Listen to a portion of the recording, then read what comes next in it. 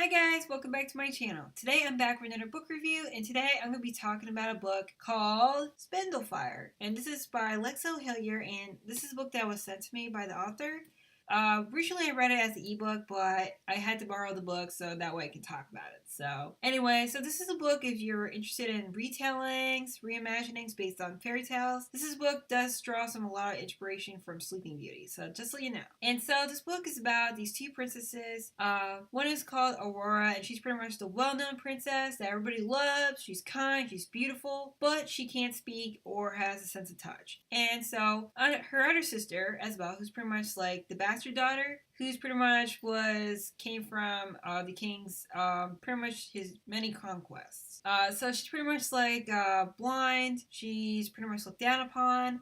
But at the same time, despite their differences between the two sisters, they pretty much are best friends. They pretty much love each other, they look out for each other, and so on. So if you're interested in sister bonds. And so during this book, the two sisters are waiting for two princes from another kingdom to come, so that way they can get married and be whisked off away to live their dreams. So, but at the same time, something bad happens. The princess that they were actually waiting for gets killed, and so in order for Aurora to actually get married, they pretty much are sending his other son, Prince William. But unfortunately, Isabel, the sister, she pretty much has no prince, and so now the council people from the kingdom want to send her to a convent far away for her eternity, so which is not really a good thing in this book. So during this time, Isabel is pretty much like, I don't want to be sent to a convent, and so she and her childhood friend decide to run away and live together on a farm and be ordinary people. So, and after that happens, Aurora's like worried about her sister, and so she decides that she is going to grab a horse and pretty much travel and go get her, so she can return her, and maybe, hopefully, something might be done.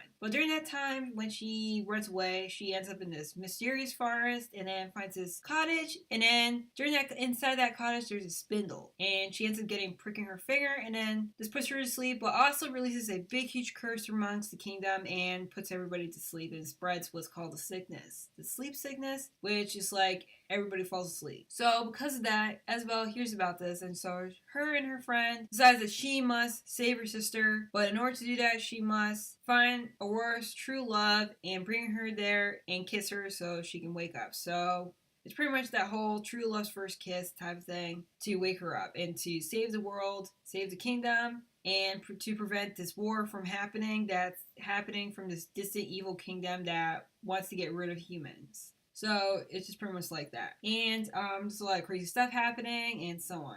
So as for my feelings for the book, I'm pretty much like split. I have like a lot of things I liked about it, but there's also like some things that I would have wished that was better in this book.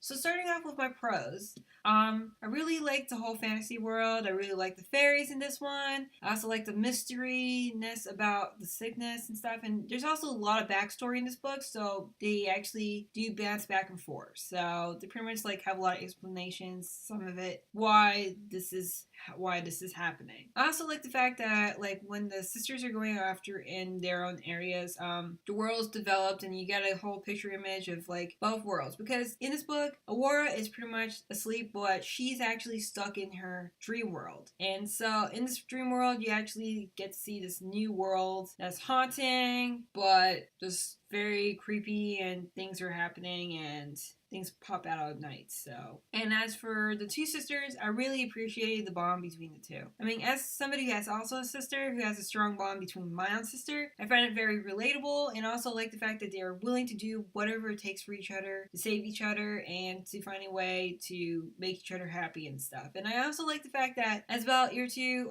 she has her own flaws. She's willing to go, regardless of her being blind, and if nobody believes in her, she's willing to go anyway. She doesn't know where she's going. I mean, she could end up in the wrong spot, but she pretty much gets there. And that's what I also enjoyed, and there's also other characters that I felt like was interesting to me. As for even the fairies, I like fairies especially, and yeah, if you like fairies, it's a really good thing. As for some of the things I didn't really like, I do feel like year 2, the book is very pacing and there's like a lot of things happening. But I feel like there's a lot of things that happen throughout the book that pops up that actually feel like kind of like didn't really fit within the book. And there's also like a lot of unanswered questions. There's like a lot of things that's like, oh, this is something I didn't know. Another twist. There's like too many twists that pretty much not sure if it really fits within this whole story, but maybe it might be answered in the second book. I don't know.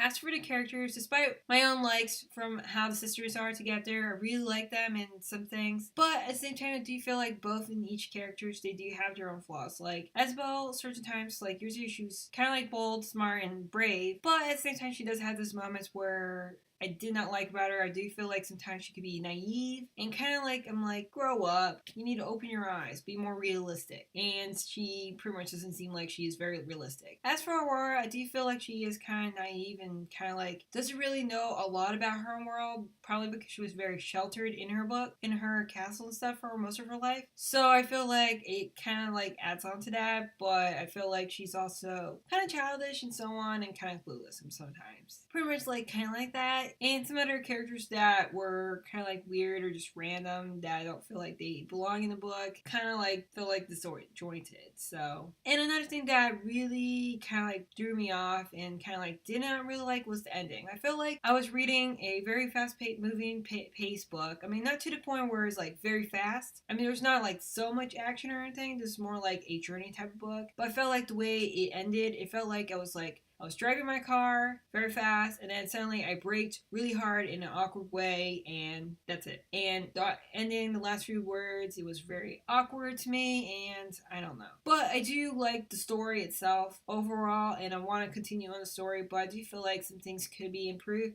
on in the story, so hopefully that's fixed. So if you're interested in this book review and if you enjoyed it, do click on the thumbs up. And again, I do have the link below in the description, so in case you wanted to check it out yourself. And if you do want to see more book reviews and also check out more of this channel, do subscribe because I'd love to have you around. So until next time, keep on reading.